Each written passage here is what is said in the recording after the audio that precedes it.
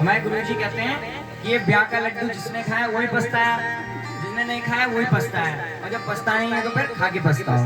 बोली प्रेम से और प्रेम से। तो इन्होंने 10,000 वर्ष की तपस्या की और क्या कहा कि भगवान मेरा आप ब्याह करा दो, तथा सचाहम परिभो कामः। तो भगवान की आंखों से आंसू बहने लग गए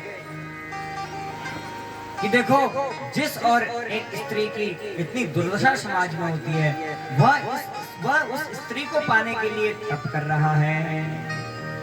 स्त्री को पाने के लिए भी तप किया जाता है।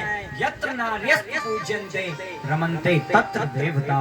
जहाँ नारियों का पूजन होता है, सत्कार होता है, उस घर में सदा ही लक्ष्मी माँ विराजमान होती है और देवता वहाँ रमण करते हैं। तो भगवान के नेत्रों से अश्रुधार बहने लग गए और उसी अश्रुधार से बिंदु सरोवर नाम का एक सरोवर बन गया। कर्दम जी ने कहा मेरा विवाह कराइए। भगवान कहने लगे मैंने तुम्हारे लिए व्यवस्था कर दी है। क्या व्यवस्था कर दी है? कि कल मनु अपनी बेटी के साथ तुम्हारे यहाँ आएंगे। भगवान पहले ही बता गए कि कल तुम्हारे यहाँ मनु अपनी पुत्री देवहूति के साथ यहाँ आएंगे और मैं तुमने इतने वर्ष तक तपस्या की है, तो मैं तुम्हारे घर में पुत्र बनके तुम्हारे घर में आऊंगा।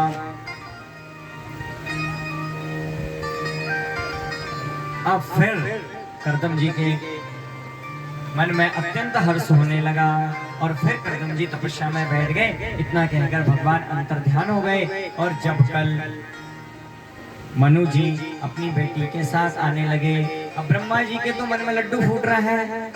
अब आंख बंद करके बार बार थोड़ा थोड़ा खोल के देख रहे हैं कब आएंगे कब आएंगे। ब्याह करने की जल्दी है, वही 10,000 वर्ष तक तपस्या की है ब्याह करने के लिए ब्रह्मा जी ने। तो अब मनु जी अपनी पुत्री देवहूति के साथ यहाँ पहुंचे। 10,000 वर्ष तक उन्होंने तपस्या कर दी। कितने वर्ष तक? 10,000 वर्ष तक। वो 10,000 वर्ष कुछ नहीं लगे, लेकिन भगवान जब कह के गए कि कल आएंगे, तो इतना मन में हर्ष हो रहा है कि ऐसा लग रहा है जैसे 10,000 वर्ष आसानी से बीत गए, लेकिन कल होने तक तो मन में इतना हर्ष हो गया कि कब आएगा कल। करोड़ों वर्षों के समान उनको वह कल प्रतीत हो रहा है, जैसे गोपियों को प्रतीत हो रहा था। त्रुटुर्युगायते त्वाम पश्यताम। जब भगवान को नहीं देखती तो ऐसा लगता कि युग बीत गए। तो वैसे कर्दम जी को 10,000 वर्ष बीतने में समय नहीं लगा, लेकिन एक दिन आप सोचें कब आएंगे कब आएंगे। समय बीता, कल हुई। कर्दम जी ने देखा और कहा कि आपका भ्रमण तो सज्जनों की रक्षा के लिए होता है मनु महाराज से, लेकिन अब पता सब कुछ है, लेकिन पता हो के भी अनजान बन रहे हैं। कह रहे हैं आप मेरी कुटिया में क्यों पधारे हो? मनु ने बताया कि यह मेरी बेटी है। नारद ने तुम्हारे यश के रूप के विषय में मुझे बताया है। उस दिन से मैं इसे आपको पाने की इच्छा है। इसके मन में आपको पाने की इच्छा है। किसके मन में? देवहूति के मन में राजा कर्दम को पाने की इच्छा है। मैं पिता हूँ, आपका यश सुना है, मैं भी तैयार हूँ कन्यादान करने के लिए। पिता कह रहा है कि मैंने आपका यश सुना है। जब किसी कन्या का विवाह होता है तो कन्या क्या देखती है? कन्या वरयते रूपम माता वित्तम पिता सुतम बांधवाः कुलमिच्छन्ति मिष्ठान्नम इतरे जनाः। जब किसी का ब्याह होता है तो कन्या क्या देखती है? वर में सबसे पहले कन्या को मतलब नहीं रहता कि कितना सब कुछ क्या है, वो देखती है रूप कैसा है। कन्या वरयते रूपम, रूप देखती है कन्या कि जिसके साथ मेरा विवाह हो रहा है, क्या उसका रूप सुंदर है या नहीं। माता वित्तम, माता को चाहिए नोट। माता कहती है कि जहां मेरी लड़की जाएगी वहां पैसा है कि नहीं है। और पिता चाहता है श्रुतम। कन्या वरयते रूपम माता वित्तम पिता श्रुतम। पिता चाहता है ख्याति कि जिससे मेरी पुत्री की शादी होगी उसकी ख्याति कुछ है समाज में, पद प्रतिष्ठा या नहीं। पिता क्या चाहता है? ख्याति। श्रुतम, उसका अच्छे कर्मों का प्रचार प्रसार कितना है समाज में।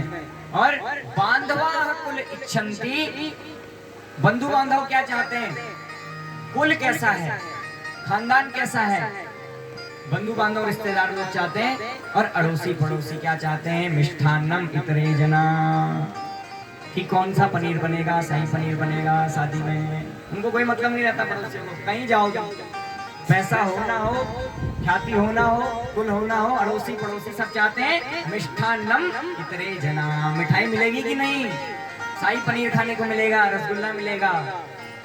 तो ये शास्त्र कह रहा है कि मिष्ठान्नम इतरे जना। तो वही ख्याति को सुनकर देवहूति जी के लिए कर्दम जी का विवाह निश्चित किया। और यह कन्या इतनी सुंदर है देवहूति जी कि विश्वावसुर ने पतत्स्वद्विमाना। एक बार ये देवहूति जी अपनी छत में कंदुक से खेल रही थी, तो विश्वावसुर नामक एक वसु, एक ऊपर चढ़ने वाला वसु अपने विमान से इनको देखकर नीचे गिर गया। इतनी इनकी सुंदरता थी, इतना लावण्य, इतना तेज, इतना चमक, इतनी कांति इनके मुखमंडल में थी। तो इनसे इनका विवाह हुआ।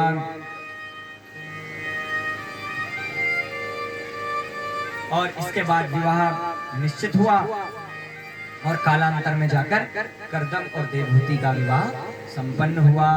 और मनु जी महाराज इसके बाद जो भी अच्छी बातें बताते थे, जो भी सत्संग